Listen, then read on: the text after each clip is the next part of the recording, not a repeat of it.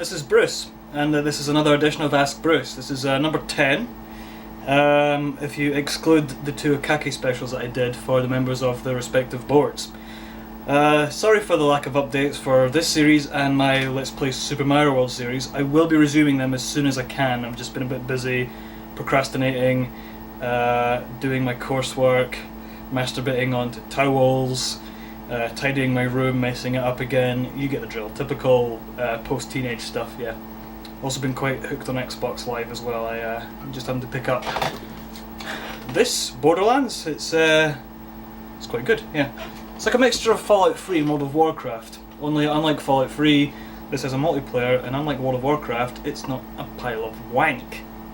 Anyway, you know the score. I'm going to move on to the first question.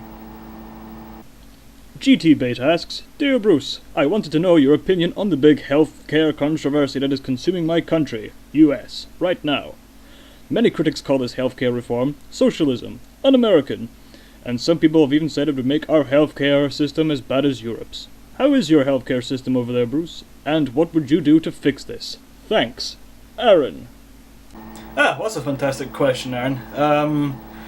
The healthcare over here isn't too bad, actually. And if you've not known me too well, which a lot of my newcomers won't have done, I've had my own fair share of hospital visits. I've had so much surgery done to my leg that it's totally fucked up, and now we're looking towards getting the damn thing amputated because it hurts so much, which sucks penis, but you know, that's what happens when you try too hard, I think.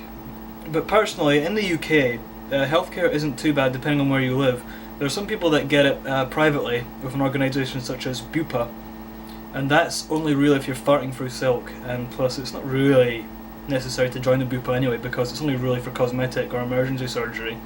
Like if you were born with a third testicle, it's not fatal, but it makes you look really funny.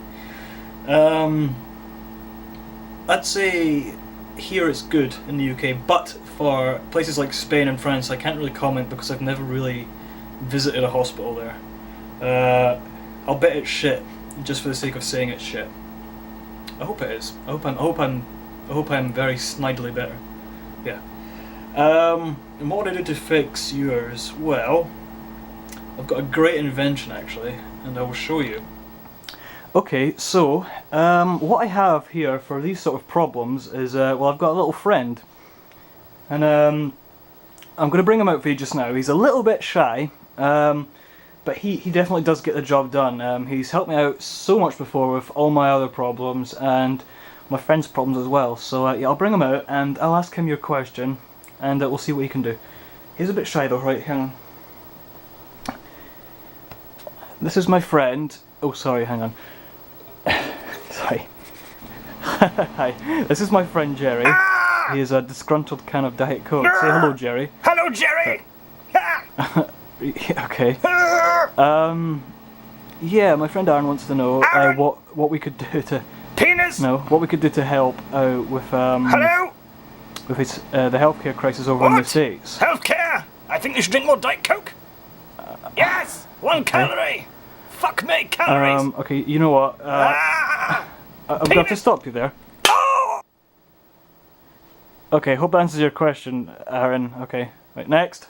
Hyperzoner asks, Hey Bruce, if you had the ability to Captain N yourself into any fiction, be it from books, television, video games, or movie series, which ones would you go to and why? Zoner. This is a pretty good question, actually. I'm sure, well, maybe not just me, but I'm sure a lot of us have maybe fantasized, and I don't mean sexually, that's disgusting. I'm sure many of us have fantasized what it would be like to actually immerse ourselves in the wonderful world of media, such as video games, books, etc. What would it be like if we could interact with the characters and environment. And I myself have done this for just about everything I seem to be obsessed with. For example, I mentioned Borderlands earlier on. I wouldn't mind being in the world of Borderlands, despite the fact that I'd probably raped, shot, set on fire and burgled at the same time. Yeah. But if I had to choose out of everything I've experienced, it might be Silent Hill. I don't know why. It's a psychologically insane town, I suppose, and the world fucks you over. It's kind of like the poor man's Eternal Darkness, Sanity's Requiem, I suppose. Except I think Silent Hill was there first. I would probably immerse myself in there because I have a very in-depth knowledge of the lore of Silent Hill and the backstory, and I also know how to deal with any of the monsters, because you're talking to a person that can finish every Silent Hill game back to back without turning the consoles off. I did that once, I'm not doing it again. But yeah, I suppose Silent Hill, that would be the best place for me to go. The games, not the movie, mind. Anyway, hope that answers your question. Thanks. Next. Shella Fox asks, "Hey there, Bruce. Got a music question for you. What made you want to do your remixes or anything like that you've done for your album? Thanks for answering. Shella Fox. Also, glad this is back up again. I missed these videos." That's a great question, Shella. I've never really been asked a musical question as such, but what made me want to do remixes the most was the fact that my dad himself is a musician.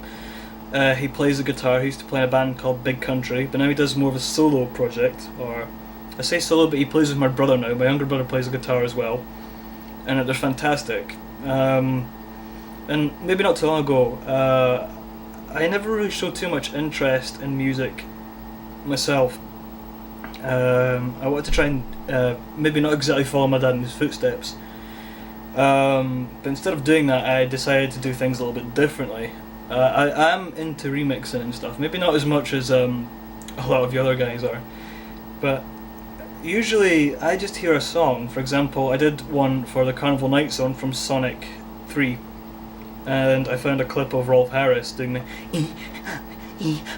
but I can't do it, but you know, and I thought that would go quite well. Me and my friend Sean and I thought it would go quite well, so I mixed it. I don't want anybody else. When I think about you, I touch myself. I don't want. That's on the album. I don't know if I'm actually going to sell this album because it's all copyright stuff. I could get in a lot of trouble. But in short, I suppose I could say that I want to do the remixes for the album I'm working on purely because I wanted to prove to my dad that his musical talent runs in my veins, maybe slightly diluted. Probably that's why he dropped me on my head as a baby.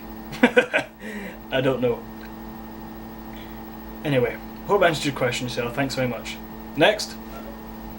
Snapple Dapple D asks, "Dear Bruce, How is Babby formed? love, Lauren." Oh, that's incredibly easy. Unprotected, dry fucking in the backseat of a taxi, whilst sexual condensation steams up the windows, whilst Hadaway's What Is Love plays in the background via the taxi's minute tinny monaural speaker system, during which the driver is on the phone to his bastard son, crying his eyes out because he has terminal autism and has never witnessed sexual activity on such a disgustingly grand scale before. Thank you. Good night.